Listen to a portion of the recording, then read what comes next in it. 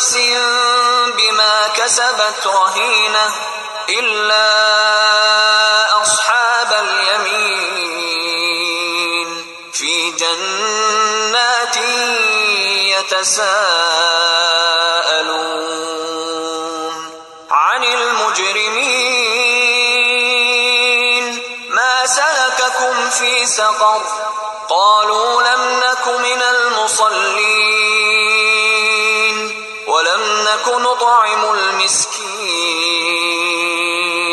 وكنا نخوض مع الخائضين وكنا نكذب بيوم الدين حتى أتانا اليقين فما تنفعهم شفاعة الشافعين.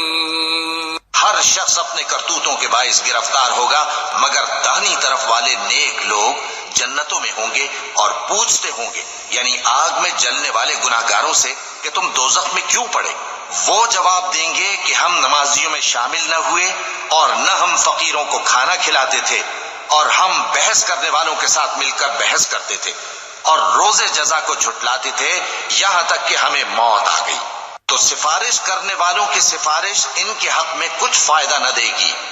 فما لهم عن التذكرة معرضين كأنهم حمر مستنفرة فرت من قسورة بل يريد كل امرئ منهم أن يؤتى صحفا منشرة كلا بل لا يخافون الآخرة كلا إنه تذكرة فمن شاء ذكره وما يذكرون إلا أن يشاء الله هو أهل التقوى وأهل المغفرة.